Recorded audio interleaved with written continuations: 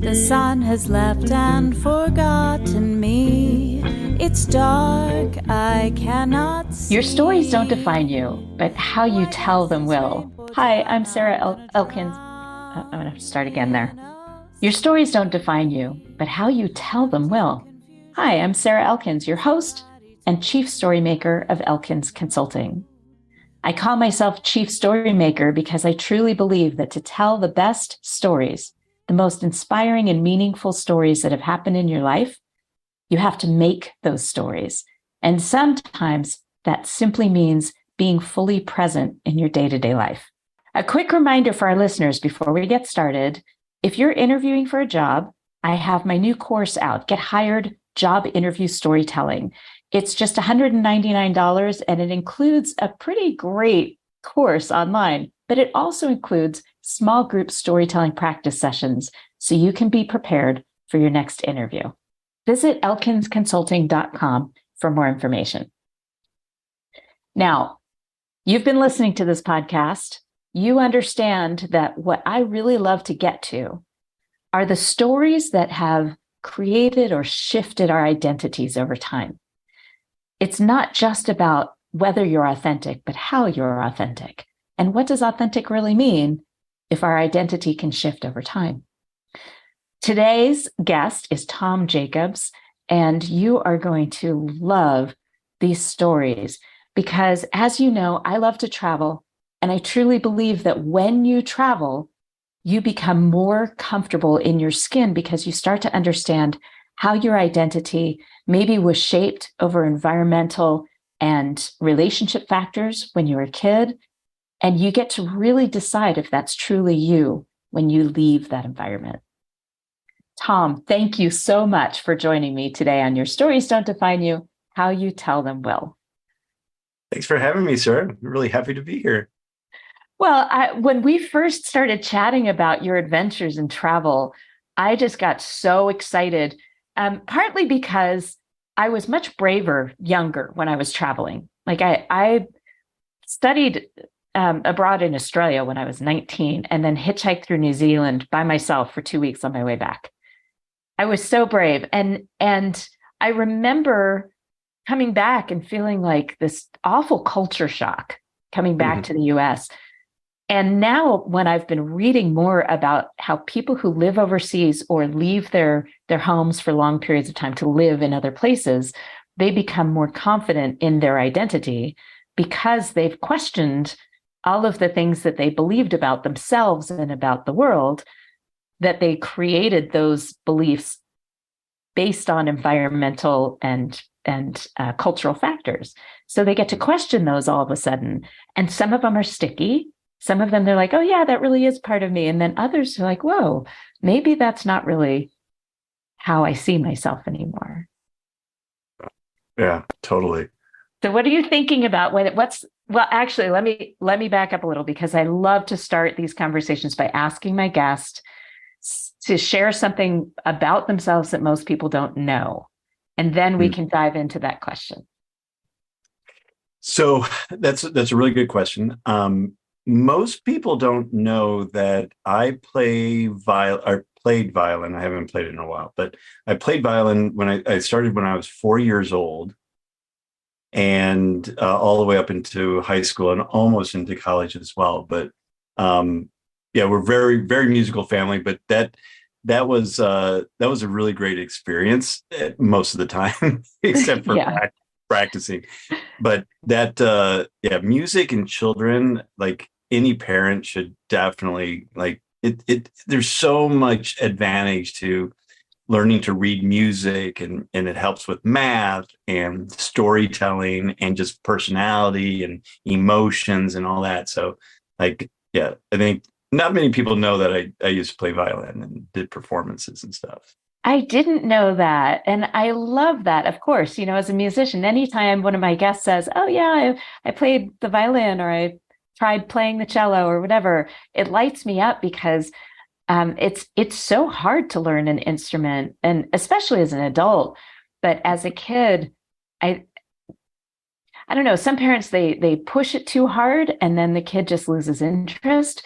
but the ones that just explore whatever instrument that kid is interested in, I love that. We found here in Helena that our little music store will let you rent an instrument, even if you're not in a band, for a pretty small monthly fee. And eventually, if you stay renting it, you pay it off and you own that instrument. Oh, that's great. Yeah, and it's inexpensive. Like I now have a piccolo. I've been playing flute again. Love that. And I just went over to Piccolo's. That's the name of the music store. The first time I went in, I said, I want to rent a piccolo. They said, we don't have any in stock. I'm like, how can Piccolo's not have a piccolo? But they ended up having one returned that had been rented. They cleaned it up. They tuned it up. And now for, I don't know, $34 a month, $24 a month, something like that, I have a piccolo. And so, I'm picking it up. It's hard. Woo, piccolo is so much harder than flute because your breathing is so different. The embouchure of your lips has to be so tight. It's really different. But anyway, this lights me up. Thank you for sharing that. No worries. So when you think about your music, what's the first image that pops into your head? Like when you think about when you played violin? That's I had two images right when you said that.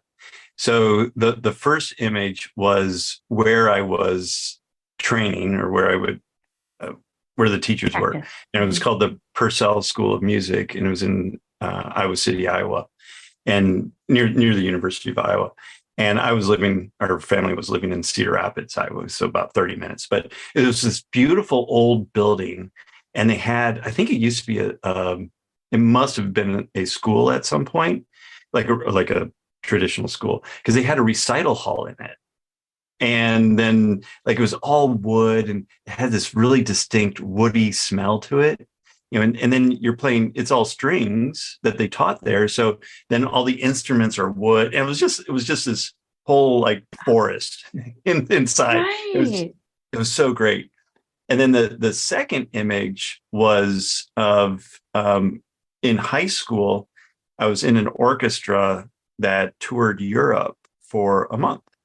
And so the image that I just had was the silly uniforms that we had, and then the buses that we were on. And I have this distinct memory of one of the bus drivers, and he was Swedish, and his name was Sven Svensson. Of course it was. I'm like, how much do your parents hate you for giving you two last names or two first names or something? So, but he was a really good driver. He got around those small European city streets with a huge bus, a tour bus. So which is fun. Crazy. We just got back from Italy, and those medieval villages with those streets, we almost had a European vacation moment. Remember when Chevy Chase drove through the arch and got stuck? We were so close to one of those. So I saw people driving those buses, and I'm like, oh, how are you doing that without hitting every other car and every curve? And so first, what I understand about some of the Swedish people that have these names, Sven Svensson, is that that's actually a nickname. So Sven is actually nicknamed because of his last name. Okay, that makes sense. So that's just what I've heard. Any listeners, please comment on this. Send me an email. Tell me if this is correct or if I'm totally misremembering something that somebody told me. But the other thing that popped into my head as you were telling these stories is these full visceral memories of the scent and the sound and the vision and especially the scent, but then the uniforms and what you remember of them and this kind bus driver. And it makes me think he probably has no idea that there's a person how many decades later telling the story of how kind he was and how amazed he was at his dexterity, being able to drive this big bus through these little villages. I mean, think about that. How we tell stories about other people, what that says about us and what we remember. Absolutely. Yeah. And that's part of, really good storytelling is being able, and I call it color and texture, bringing color and texture to your story, because a lot of times if I would have just said, it was an old school that I went to, everybody would have a different image of what that school would be. Like even if I said, oh yeah, I was driving my car, you have a different idea of what that car is versus what I have a different idea of what I'm saying. However, by adding in that color and texture of the story, like the smell of the wood and the recital hall, or if I were the car example, it was a old beat up BMW, 3 Series. Everybody now knows what that image is, and that draws the listener in because now you're on the same page in terms of the details of the story. And that's what kind of annoys me a lot about kind of some storytellers, is that they don't have enough texture to their story to really bring me into it.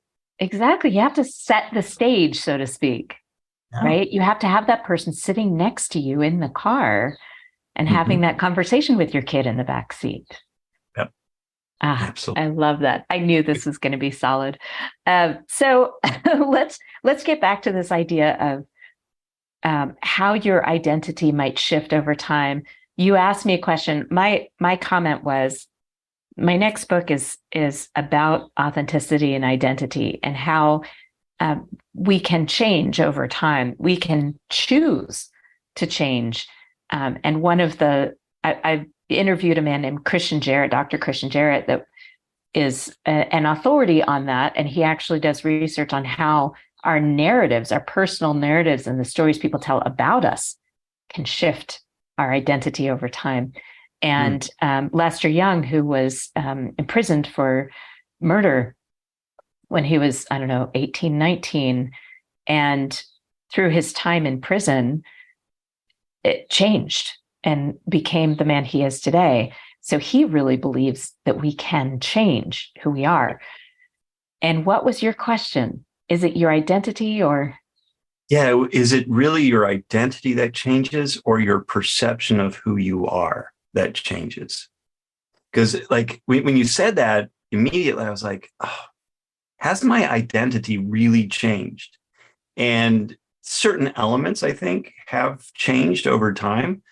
But I think that's a part of society in terms of kind of forcing you into a title or an identity. But, what's deep inside of me, like who I am, hasn't changed. But that perception of how it comes across to other people, I think, does change over time, if that makes sense.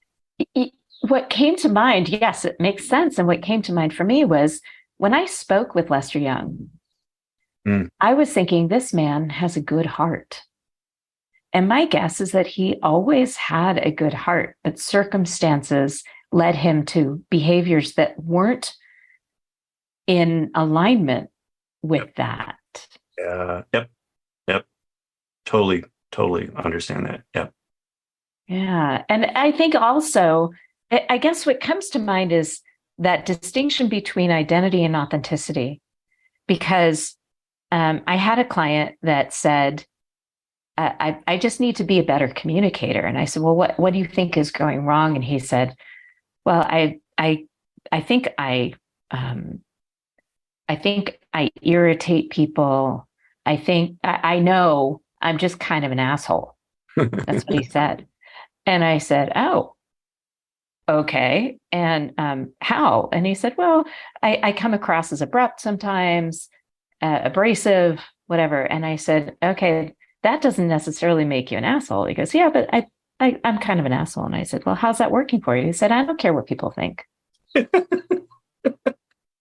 And I said, but you want to be a better communicator. So clearly you kind of have to care what some people think. Yeah. And over time, we started to get into that. Can you change that? And do you want to change that? And eventually he came back to me probably a year later and said, now I understand all the work that we did together, because I had this emergency and somebody showed up for me that I didn't expect to show up for me. And all I wanted to do was be the person that he showed up for. Oh, that's beautiful. Yeah. So he did change.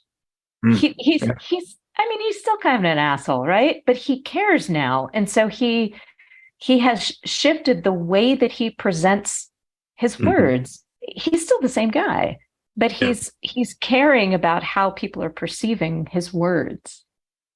Yeah, I totally Different, agree. right? Yeah, it's different. Yeah. So when you It's an think about your interesting topic. I could go on. And I love to ask questions about this. So what do you think of that? So when you think about your job as a storyteller and how your travel and experiences have shifted that perception of your job as a storyteller, tell me about the time when you decided to move away from Iowa City and that the transitions from, because when we talked before, you told me about these transitions all across the country and then overseas. So what comes to mind when you think about those adventures?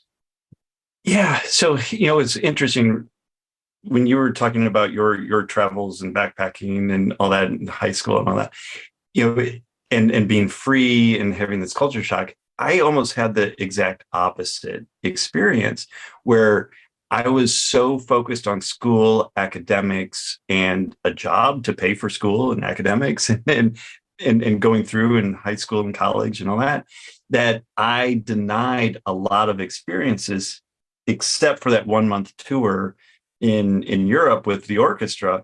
That was my first experience outside of the country, and at 16 years old. But it was in a group, so it was very very well protected. Even though we were staying at host families, which was my first experience at the opening of the world and different cultures. And I think that helps, and that definitely helped me just kind of appreciate other people that have different beliefs, different culture, different ways of talking, different language, everything. And I remember two experiences. So this was in 1987, 1988, 87, 88, dating myself. So no, 80, it must have been 87, 86, 87, because I was 16, 17 years old. And it was still, the Cold War was still going on. And we were in Germany, in West Germany. And the host family that I was staying at took us to the border of East and West. Not in Berlin, just it was in like mainland Germany. And I saw the DMZ, if you will, and they said, well, there's 100 yards of mines, so in a fence and guard posts, and I could see the soldiers with the machine guns from East Germany, the ones from West Germany. And I was just, and I remember what the host father said to me. He was like, this is the end of the world right here. This is the end of civilization at this border. And I was like, oh my gosh, this is unreal. Like, we don't have that experience in the US. Right. And so it just really kind of, it was amazing. And then another funny experience. We were on the tour bus that Svensson was driving, and one of the chaperones, we were on the border of Czechoslovakia, and they said, and right here on our left-hand side is where the Iron Curtain is. And I remember one of the students said, I don't see a curtain. Of course they did. Of course. I knew that was coming. They're from Iowa. Right. I was like, oh my gosh. So yeah. But that was a really interesting time. And I think we're kind of approaching a similar time now with everything that's happening in the world. And I think it would do everybody like in terms of how we appreciate others and how we tolerate and understand, to get outside of our comfort zone and make those stories, make those travels. Because when you're in your own reality of your day-to-day, and this, I was having a conversation with one of my employees the other day, because they're like, Tom, you're not being very consistent with your posts. You're only posting on social media like when you're traveling. And I was like, yeah, because like every day is every day. Like there's nothing happening. Like even though there is. What am I supposed to post? Right. Yeah, what I had for lunch today? I don't think so. It's boring. but when you're traveling, you're creating these stories, and that shows up on Instagram and Facebook now. But even as a youngster before social media happened, those are the experiences that will stay with you for life and give you that broader experience. And I really wish that more people did that, to be able to empathize with other people and just get along better, right? About that, how leaving, well, one thing is we moved around a lot across the US when I was a kid. So I had to learn to make friends. I went to 4 different elementary schools. And then we settled in Colorado Springs, where I went to middle school and high school. And then it was junior high back then. And then we moved. And then I went to college in Fort Collins. So I was still in Colorado, but it was a really different culture, Colorado Springs versus Fort Collins. It's like the difference between New York City and Buffalo, New York, right? Like very different cultures. And but then I studied abroad in Australia, which I went to a place where I spoke the language. I think that was a little, I wouldn't say cowardly, but definitely taking a safer option.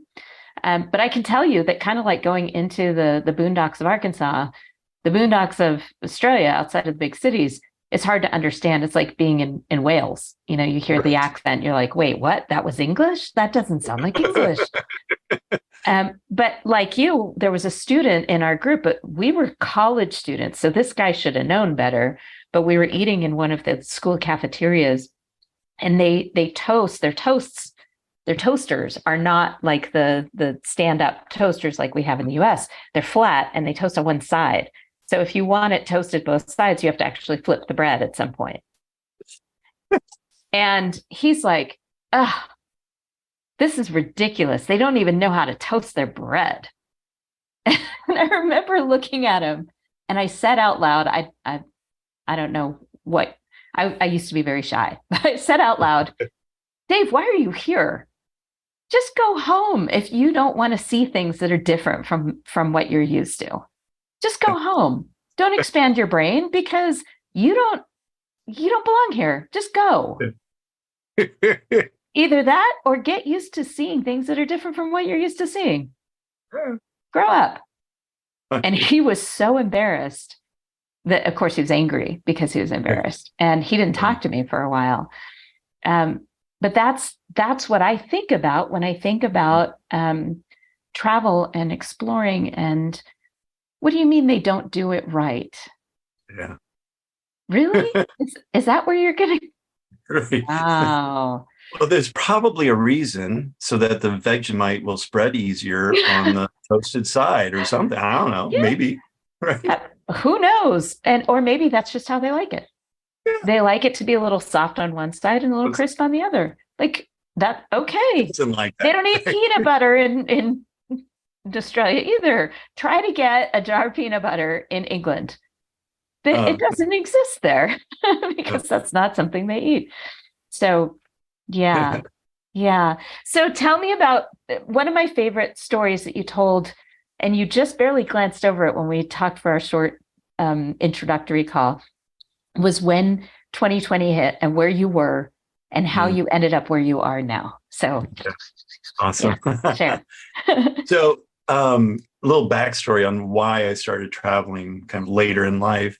So I owned a fitness center for 9.5 years in Houston, Texas. And I sold that in 2018. Yeah, I think 2018. And I did that because, one, I was just being bored with the fitness industry at the time. And as a serial entrepreneur, I was ready for my next thing. But I didn't know what that next thing is, but I knew for sure that I didn't want to be stuck to one spot with a brick and mortar business. And so I designed a business where I could be a remote worker and work anywhere in the world. And so I started on my adventure of moving to a different place.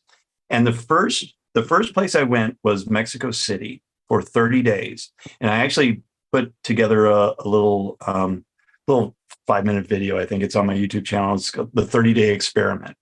Because the idea was, if I can do this for 30 days and live in a completely different place. Granted, it was 2 hour flight from Houston, so it was close enough. If things really got bad, I could just, fly home. But like, I really wanted to see, like, could I keep my business going? Could I keep a schedule? Could I do everything and travel and do all this while being away from home? And it worked great. Like, my business expanded. I had more clients. I had more focus. I was able to do more things. And I was just and explore and learn some Spanish as well. So I had a tutor that came through like every day and taught me some Spanish. And it was such a great experience. I was like, I don't want this to end at all. So then when I got back to the US, I spent a couple months and then booked a flight to Thailand, to Bangkok, and to Chiang Mai, and to Phuket for just over 3 months. So all, living there in 3 months. And then so I was like, oh, this is amazing. And then I'd met some other travelers that had been to like Bali and the Philippines and Japan and Vietnam and all there. And I was like, oh, that's so cool. And so my next trip then was to Europe, and I spent another couple months in Portugal and UK and Spain. And then came back to the U.S. for a couple months, and then went to the Philippines and I was going to spend a year in the Philippines. So this was November of 2019, November 15th of the 2019. And so I got on this flight off to the Philippines with like 2 bags or 3 bags, my laptop for sure. And I landed and kind of got the lay of the land. I rented a house. And I was kind of out in the boondocks, actually. And I realized on that time, while I like the solitude and kind of the inner workings, I can only deal with that for so long. So I was like, right. I gotta get out of here because, like the running, Be quiet. it was hard to just kind of live at times, even though I had a live-in maid who cooked and cleaned for me every day, which was amazing. Wow. I know it was, and it's insane what she charged me, as well as like $200 a month, I think. But yeah, it's crazy. But then I was getting bored, and I was like, okay, I'm done here. I want to move to a city, so I'm going to move to Bangkok and live a year in Bangkok. And so I had some appointments set up in the US, some speaking engagements, some teaching, and some events that I wanted to attend. So I got on a flight, or booked a flight to the US in March of 2020. And I got a call from the airline and said, oh, we canceled the flight that you were on. So we put you on the next day flight, which would have been like the 17th. I was like, yeah, that's not going to work for me because I have other flights and going other places in the US. So can you move me the day before? I said, no, we don't have a flight that day. How about the day before that? I said, yeah, we can do that. So on March 5th, and I'm so glad that I did that too. I had no idea what was going to happen because then no one did. No one. Right. And then on the 15th, hearing the news and all this, I'm like, I'm really glad I'm leaving. And then they announced that they were shutting down all the airports in the Philippines on the 15th. I was literally on the last flight out of Cebu to Taipei, and then Taipei onto the US on the 15th. And so because I changed the flight, I had a 2-day layover in Taipei. Before then going on, I was like, oh, that's cool. I've never been to Taipei, Taiwan ever before. And that sounds kind of cool. People have said it's a pretty nice city. So I was like, I get here and I explore and do a lot of cool things. And then hearing the news, and I'm like, oh, this is really getting bad. And all my events got canceled in the US. I was like, well, why the heck am I going back to the US? I think I'm going to stay. And so I just made that decision to stay in Taiwan. And, for the 14 days that, COVID's going to blow over, and, everybody's going to quarantine for 14 days, and then it's just going to be fine. And so that 2-day layover has turned into 3 years and 2 months now. I just say, that. And it's funny because I had shipped like a box of clothes and things to Bangkok to a friend of mine there to hold until I got there. And I was like, oh crap, now I don't have like all this other stuff. So he just shipped it over to me here. But yeah, I mean, having that almost detachment of a location, I still had my house in Houston, but I'd rented it out and doing the Airbnb thing. I'd already sold my car. So I didn't have all the attachments to a place. I was like, that made it really easy to stay in one spot, or to just like go or not. Well, I think I'll just stay here, and not think twice of it.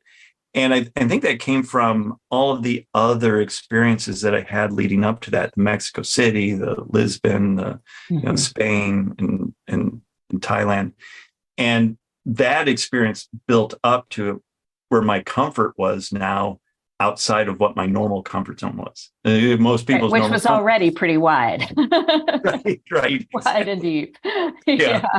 But you think about how all of those experiences, even traveling through Europe at 16 for the first time, leaving the country, suddenly you have this experience with being adaptable. Because when you're traveling like that, even when you have a structured routine and a schedule, you still, something's always going to happen that you're going to have to switch gears a little bit, and sometimes a lot. And so even that experience led you into, oh, okay, I can be okay even when I'm having to switch gears. Like, you start building that evidence for yourself that you're going to be okay, that one way or another, you're going to find your way. Yep. So I think about that a lot because like we had some weird snafus on our trip this time. And I have adaptability in my top talents. My husband does not. And what I found is that in general, that's what makes us a good team, because he planned everything out. He had the car rental set up. He had the places we were going to stay each night all reserved, all of that stuff. It's when the shit hits the fan, when something goes sideways, which it inevitably does, that's when I take over. That's where I shine. Absolutely. And like, for instance, our car 2 days in a row after sleeping overnight, when the battery was dead. Ugh. In these little tiny villages where I didn't speak the language. And I did all these pantomime descriptions to get help, to enlist the help of these people, which was awesome. What an experience, right? And I go to Google Translate, battery dead, and I'm trying to speak it so that it's understandable. But I just handled it. I didn't panic. There was there wasn't even real stress about it. And then we had to exchange the car because there's no way we're going to keep driving this car where the battery keeps dying. So I ended up using my command, which is in my top strengths as well, which is when things are kind of going sideways, I come in and I make sense of the chaos. It's what I do. My husband also has command, but because he doesn't have the adaptability, it doesn't always come out in the best way when it's because of things going sideways. Right. So that's when I said, okay, here's what we're going to do. And he said, well, we'll have to drive back to Bari. I said, okay, let's just start to drive back to Bari because that's where the airport is. And that's where the car rental place is. And in the meantime, I will try to prepare them for us so they know we're coming. So I made the call. I wrote an email. We got everything set up. So when we arrived, they were ready to go. We exchanged the car. We were back on the road in 20 minutes. Oh, that's beautiful. Yeah. But it's because I have all this evidence piled up over the years that I can do this. So if you take that short trip, which a month isn't short, but you go for a month, you start to build the evidence you need so that you can go for a month somewhere else and then a month somewhere else until you start to have the confidence that when things go sideways, you can fix it. Yep. Oh, yeah. And definitely things went sideways. No kidding. So tell me about the thing that went sideways that you're like, oh, shit. Okay. Where you actually had that moment of panic, but then worked through it. Yeah. So, well, the first moment of panic was like, what's going on in the world right now? Like, what's this virus and what's it going to do? And all the uncertainty around that, which I think I'm okay with some uncertainty, but when Mhm. it's lasting for so long, it's not so great. And I Right. needed to have like a home base at one point. And as a U.S. citizen, we don't need a visa to come to Taiwan on a visitor visa. So, and it's good for 90 days. So Okay. I arrive in March, April, May, June. I'm going to need to leave Or do and something. Right. or do something. And the way that the visas kind of work in most countries in Asia, anyway, if they might, like in the Philippines, of 30 days as a visitor, but you leave on day 29, you come back on day 30, and it starts over again. So it's not like, Right. so, Right. and same for Taiwan, 90 days, I just fly to Hong Kong, fly back, 2-hour flight, same day even, and you just get that stamp and it starts over again. But not when the borders are closed. You can't Right. get a visa. Right. So I was like, how am I going to stay here and not, get into trouble and overstay a visa? Because once you overstay a visa in any country, they won't let you back. So I was like, oh. So I looked at all the different things that all the different visas, and I was like, oh, student visa. That's what I'll do because I wanted to learn Chinese. So I'm going to enroll in the university and start to learn Chinese. And so I called the university and I said, oh, can you get a student visa? Because, yeah, absolutely. You can get a student visa.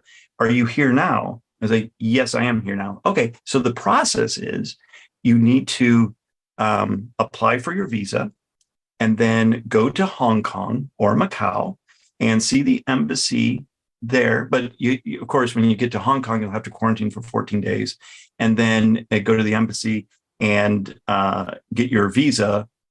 But we're not allowing student visas to come back into the country. I'm like, well, how is that a solution then? I was like, come on, give me a real That doesn't help solution. me. Yeah, that's going to keep me in Macau or it's going to keep me in Hong Kong. And I really don't want to be there. I want to be here. And so I was looking at other ones, and they actually have this really cool visa. It's called they have two. One's an entrepreneur visa, Mhm. and the other Oh. is called a rep office. So they kind of act the same way. So the rep office was a little bit easier. So I just created a branch office of my U.S. corporation and set that up here. Got an immigration accountant. It's weird. Here, accountants do all the immigration, which doesn't make a lot of sense to me. But instead of lawyers. It's better than, I was just going to say, it's better than having lawyers in there because they'll make all kinds of complications that aren't really necessary. Well, the first accountant created lots of stress for me and complications. The timeline wasn't quite right. But I got a 3-year visa and got a year extension. And, so I'm good for another couple of years here with that one visa. So it worked out, but I had to figure out, that was the thing that I had to figure out. And Brendan Bouchard, I don't know if you know, he's like one of the like Tony Robbins types and all that. But he has this thing that he says, your ability to figure things out, like that's everybody needs to have that ability to just figure things out. And I think that's just in my DNA. And it sounds like it's in your DNA as well, that when shit hits the fan, you don't panic, or maybe there's a little panic, but then it's, okay, well, let's figure it out. There's a solution. There's always a solution to a problem. Always. Absolutely. And I think you have to give yourself some grace for that moment of panic. Absolutely. Recognize it. I think that's what most people forget to do. They forget to say to themselves, oh, I'm panicking. That's not going to help me, because it resets your brain. If you notice it, if you're aware of it, it resets your brain. You can ask any neuroscientist that deals with the reptilian brain that takes over your amygdala and you're full of fear and it's fight or flight. The moment you see it, the moment you go, oh, I can feel my heart rate going up, I'm flushing, I'm getting warm. The moment you notice those things about your body, there are things you can do to shut it down, to delay that cortisol, to boost your serotonin and oxytocin, and because your adrenaline is like, right?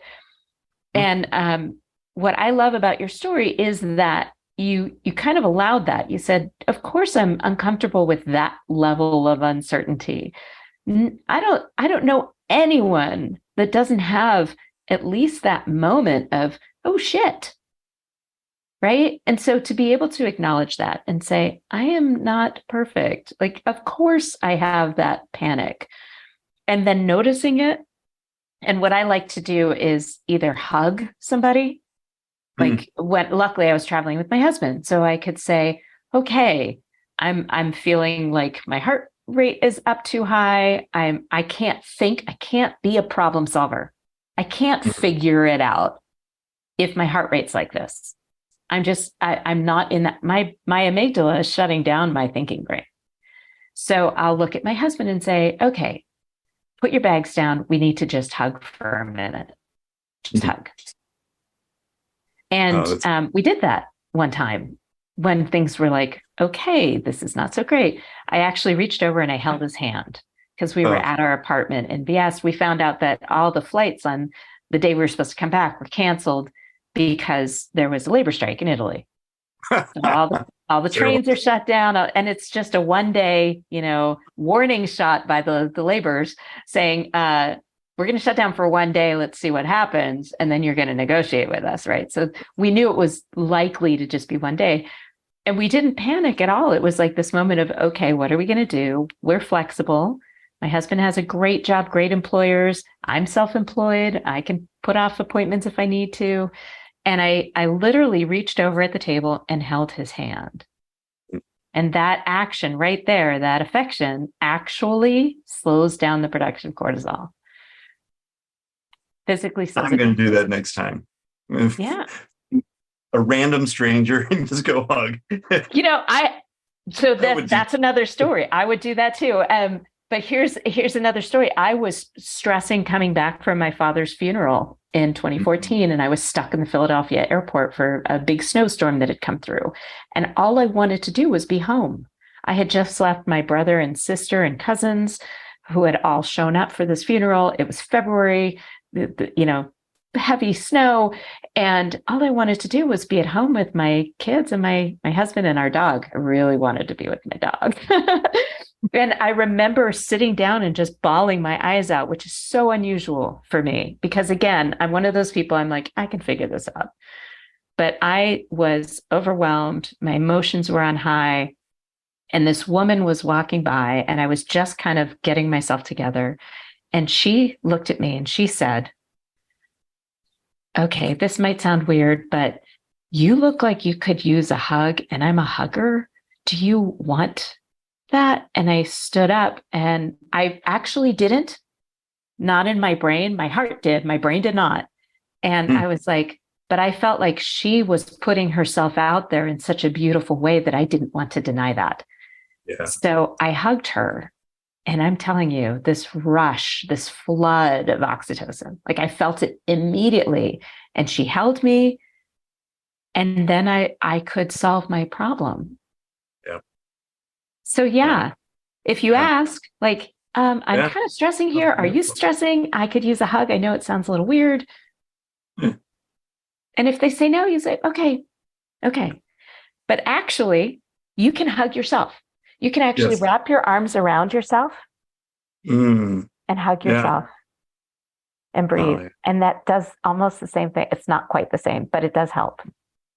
Oh, that's beautiful. Or even thinking about something that makes you happy. Like one of the things I did when I hugged her was I was imagining my dog. Yeah. And you think about something that makes you happy, that brings you calm, that also can interrupt that flow. Nice. Good tip. I could have used that a couple weeks ago. A friend of mine and I went to Korea for a long weekend. And it was kind of like what you're describing with Italy. Before, like raining the first 2 days, had dinner at the Seoul Tower, which was completely, you couldn't even see out of it. It was so bad. I know, I was like, but the food was amazing. So at least that was good. It was a rotating restaurant. I mean, at the highest point in Seoul. And I'm like, I can't see shit. It's like It's amazing. like being on the Yes. Eiffel Tower and it being full Yeah. of fog and you can't see Paris. You can't see Paris from here. That night we went out and just kind of hanging out at some bars, and then couldn't find a taxi to take us back to the hotel for 2 hours. They didn't really have Uber, and the apps were all in Korean, and you had to download and and it was all this pain to just, and I was just like, let's just walk. They're like, no.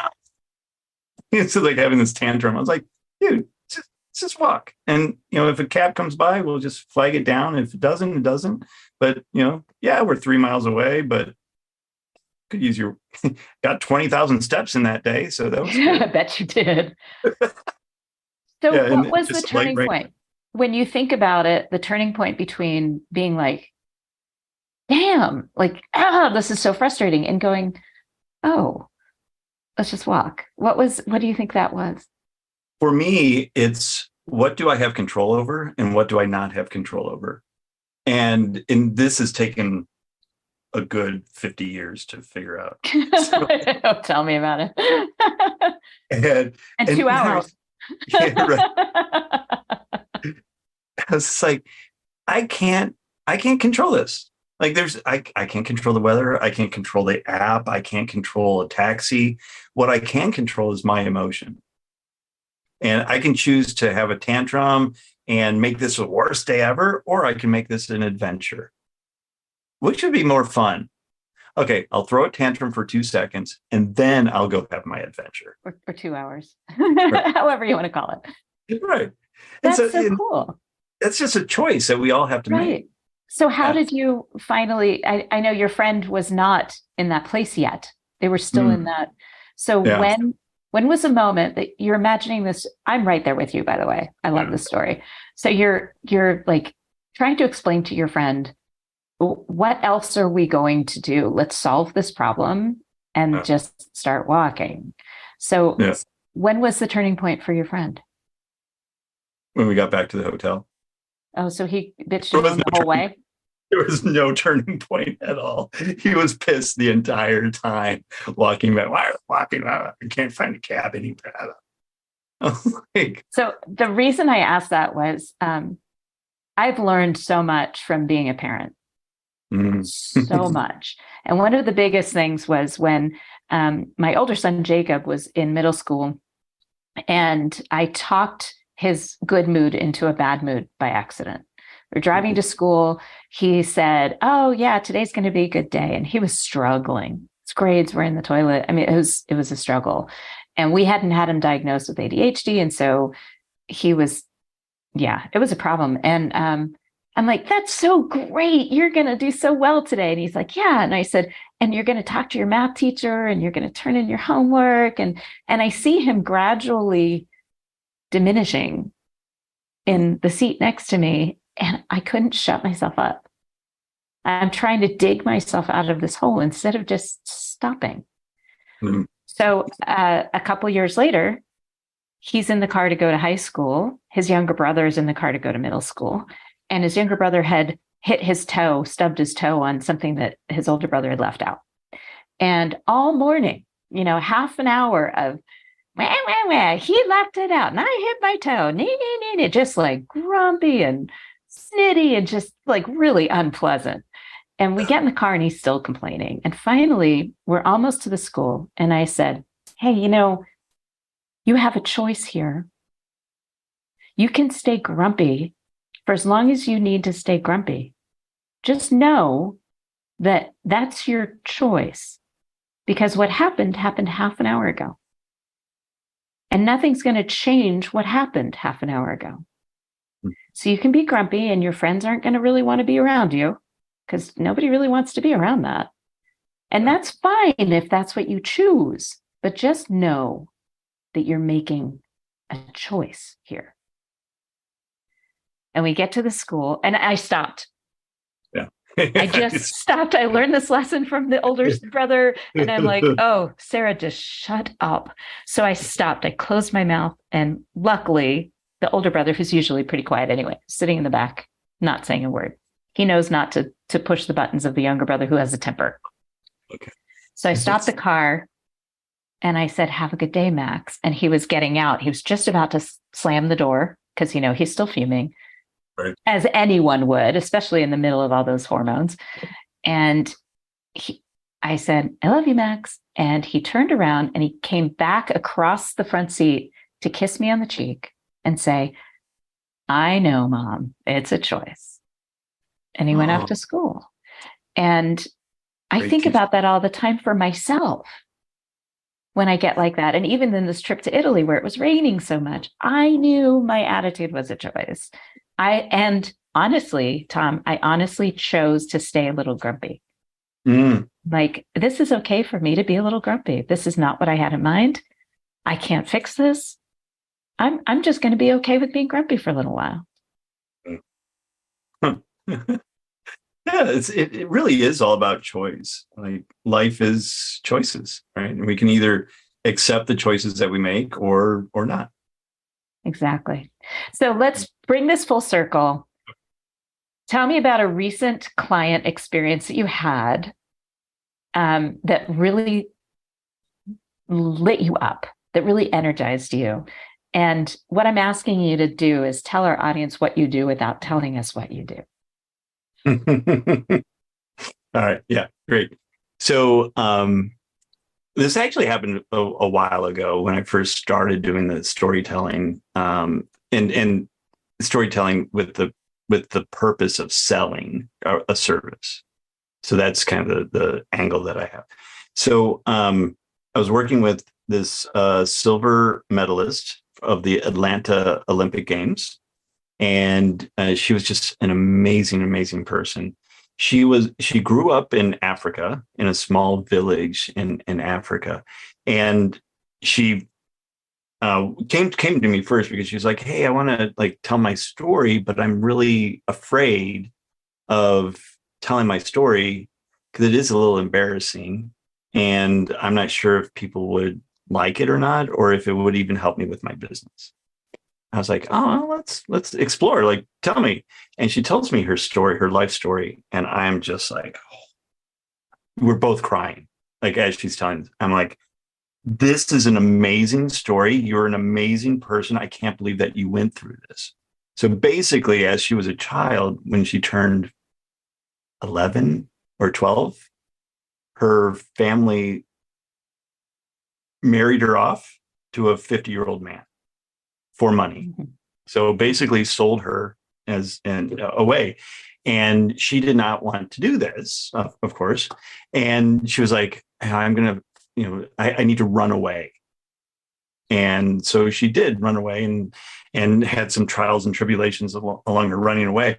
But that was the key of her story, was the running away, because that's what started her. She's a runner. Running.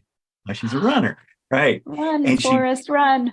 Exactly. It was a completely that almost that story. And she met some missionaries that brought her in and helped her to kind of escape the problem, the family issues in the village, and gave her an education, started her on her athletic training. She and ultimately moved to the US, was accepted into the Olympic Games in Atlanta. And I forget what year that was, and then won the silver and running a relay race. And it was in her kind of just that transformation of her going, "Oh, I'm really afraid of telling the story," because it was a very emotional story. But the way that we crafted it, and then when she presented that story, she said the audience was laughing, they were crying, and at the end gave her a standing ovation. Oh. And not only that, Sarah, but in the next 6 months of her business doubled, because she kept telling that story to other people and they just gravitated towards her. And they're like, "This is awesome. I like you as a person. I could use a trainer like you," she's a fitness trainer. And her business took off. And she was selling without selling. She was just telling her story and giving a subtle offer. Which is so, and that really lit me up, because especially when she sent me the note after her first speech and said, "I got a standing ovation." I was like, "Of course you did." There's no doubt in my mind you would. Of course. Yeah. Wow, Tom, that is such a good story. Thanks. Thank you. Thank you for sharing that. Wow. And thank you for spending the time with me today. Of course. Appreciate you. Listeners, your stories don't define you, but how you tell them will. Now it's your turn. When will you take a small step out of your comfort zone into your stretch zone so that you can take more of those steps, gradually seeing all of the improvements and the changes and the satisfaction you get from doing those small steps out of your comfort zone? Those things that scare you a little bit will scare you less and less, so that the bigger things that really scare you now won't feel so overwhelming when you're ready to take that step. Thank you for joining us. Smile, what's the use of crying? You'll find that life is still worthwhile if you just smile.